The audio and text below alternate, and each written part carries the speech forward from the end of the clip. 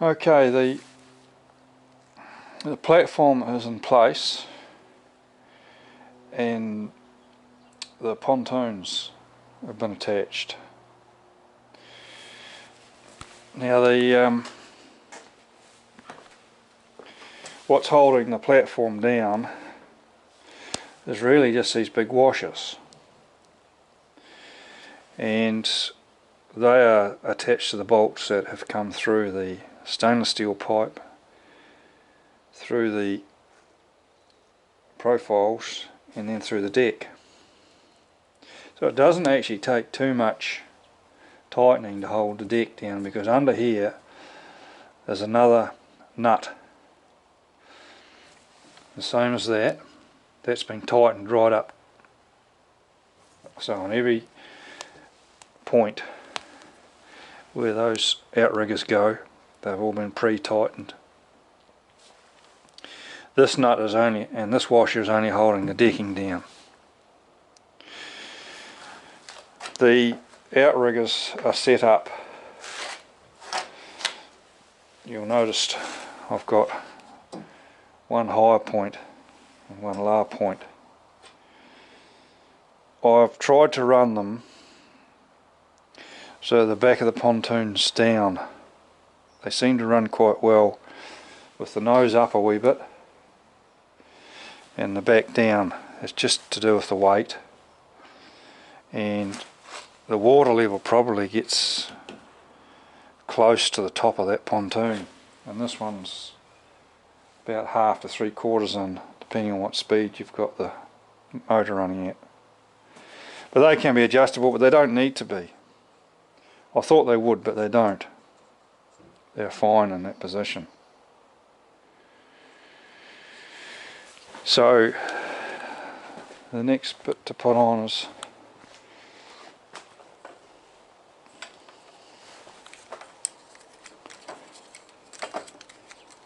that just clamps on there out of the way, is the frame.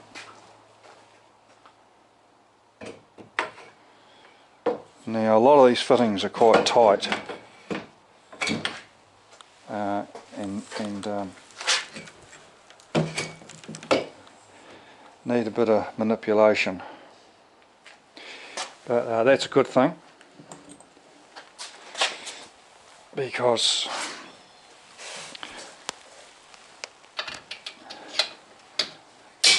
everything needs to be quite rigid.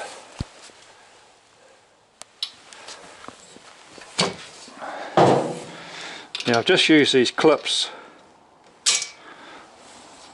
Again, make it simple. Now, I did notice though it's quite important that you don't accidentally get these flipped over that way, because they do not hold. You must have them going in the correct way. And if you're in a bit of a rush, it's easy to do. And if you lost a clip out of water, on the water, it wouldn't be too good.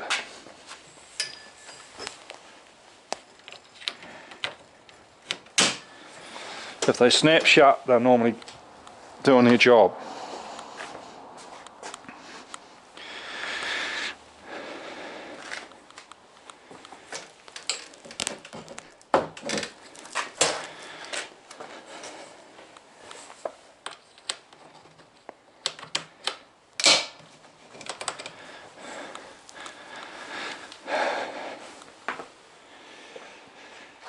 Now, being so lightweight, you wouldn't think it would be very strong. But it's actually quite strong, and it's just flexible enough. I haven't put this U-bolt in here yet, but when that U-bolt goes in there, this is really very sturdy. You can lean on it and it's not a problem.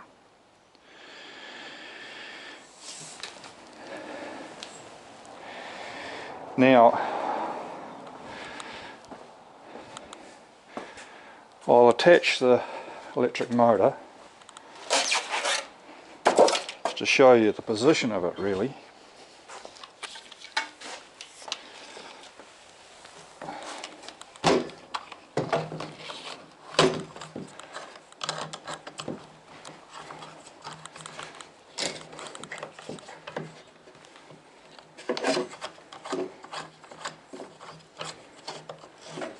I'll just do the one up.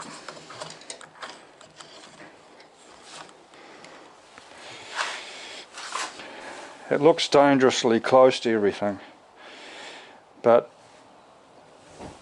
this bulb and the prop and everything sit way below that lowest point of the boat, the kayak.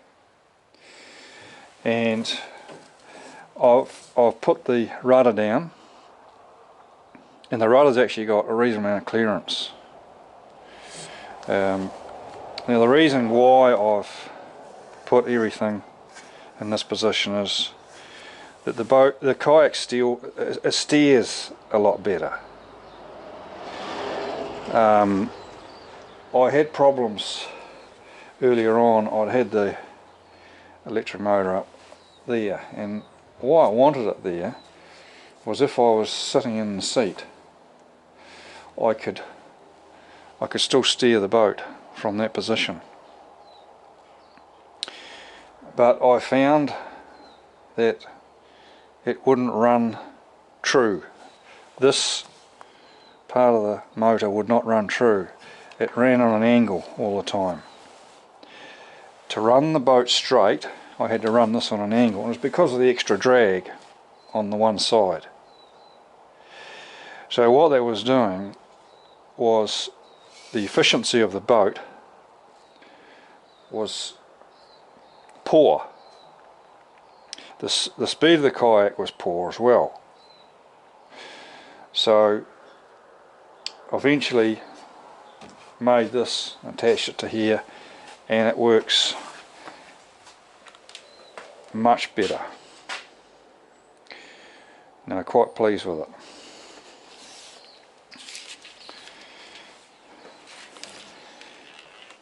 Now, because the electric motor is not down, it may have given me a bit less room to put this in place. Now these are just a couple of Tupperware containers, and I'm sure there are people out there who could come up with a better idea than this, but these are the basics that I've come up with, and they will do the job. That's held in place. Now I can choose to use the front battery, which this is connected to, or I've got another connection for the main battery. So these are just clip-on arrangements, but make sure that is off, showing off, and clips on like that. Now I've left this proud because there's a hole in the top which it sits over, sort of holds in position.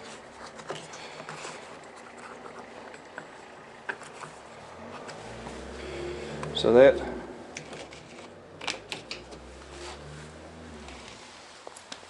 is how the electrics go, and there's a step ladder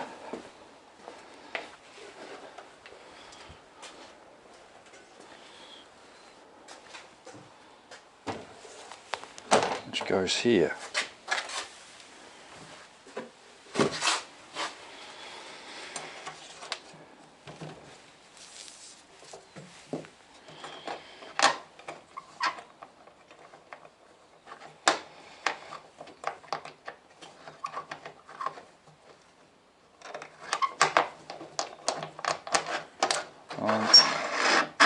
I'm sure there's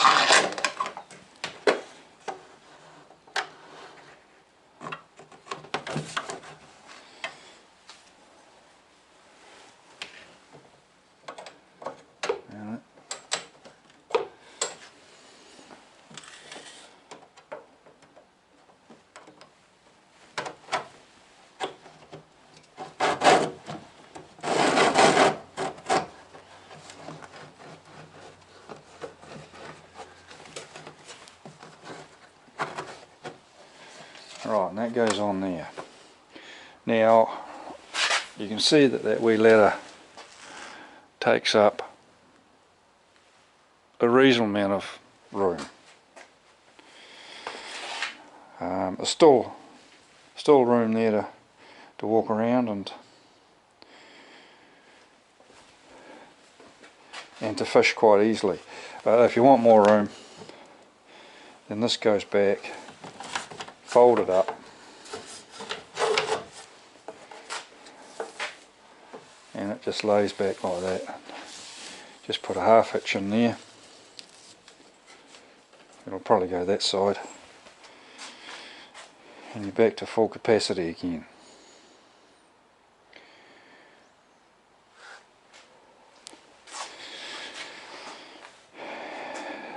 Now that's loaded up.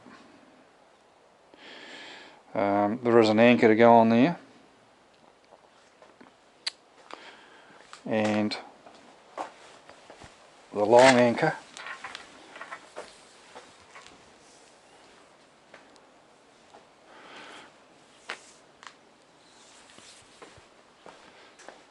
I haven't got enough room in the garage, but we'll see if this works in this way.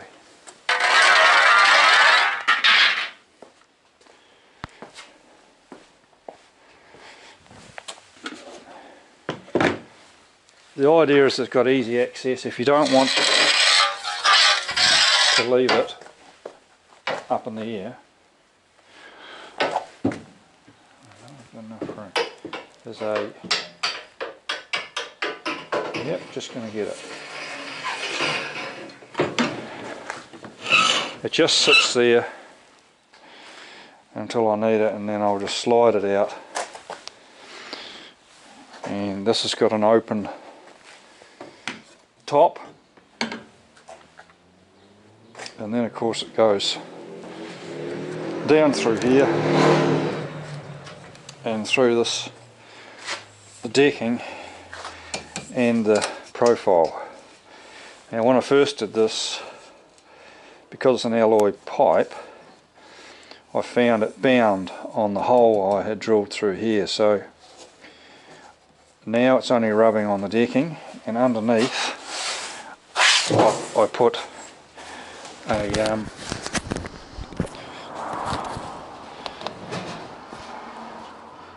it's sort of a nylon type of material, and then it doesn't bind. The only concern I might have is if the wind got up, I couldn't afford for this anchor to bend, because I wouldn't be able to get it out. So I have to be just aware of the conditions, and I think I'll mostly use it in shallow water anyway. By the length of the anchor, I should be able to go into 3 meters plus water and still anchor. It will put a bit of pressure on the anchor, but again, I'll have to try it and see what happens. Well, that's the basic setup. This cord is, when the motors drop down, it's all going to be wrapped around here. It doesn't sit up there like that. I just need to put a wee tackle box on, and this is the battery cover. This wee cord goes into here. That's the battery.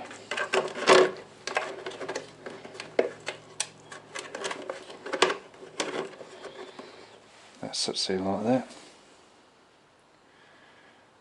It's a particularly pleasant way to fish. It's almost noiseless, and you know, that quiet way of fishing is particularly pleasant. Even just travelling from A to B, It's just nice to be out on the water, and I mean, I don't have to go away out in the middle of a lake. Most of my fishing will be done inshore, but if I feel like something different and there's some the fish may be holding deeper midsummer, I'll try some trolling, and you know, you can fly fish in deep water too. You just got to set it up right. Fast sinking line, etc. We've got quite a few lakes here in this district. Our biggest problem is our nor'west wind. It can be ferocious, and I imagine this type of craft would catch a reasonable amount of wind. So I'll be trying out on our smaller lakes that I can't get into too much trouble, and but I'm sure it will work. I mean, I know the basic concept works because I've done 3 trials down at our local Lake Hood, and it seems to go fine. The speed of the motor is more than adequate, and I will show you some footage that I did previously down at Lake Hood. So I hope you've enjoyed this and it's been of some value to you.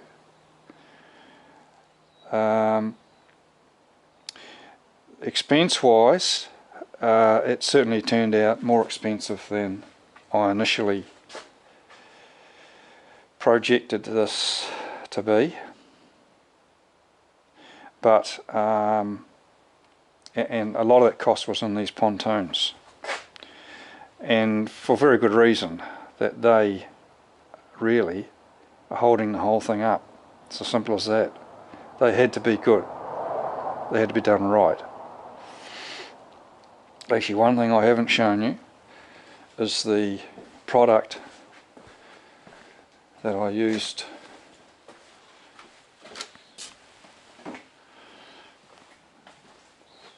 to seal them. So this was the undercoat. It's a rubberized black undercoat, and it's a sealer.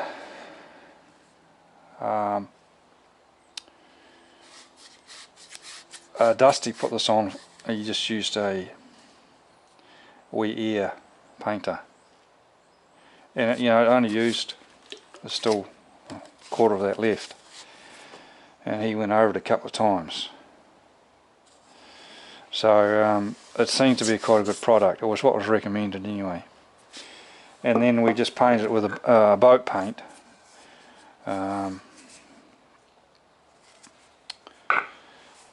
And to try and match it with Kayak. That paint, of course, is a sealer as well. So I think I've got a good product, and time will tell. And I'm quite keen to get out for the new season. I may take it up to our winter fishing lakes, which is right now.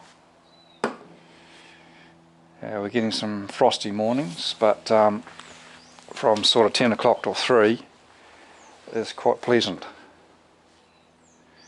So -4 this morning, one of our better frosts, and we can get some quite good fish in the winter up at our lakes. They're a wee bit docile for a start, because things are just like that this time of the year. Anyway, we'll switch off now and show you some footage down at the lake. Thank you.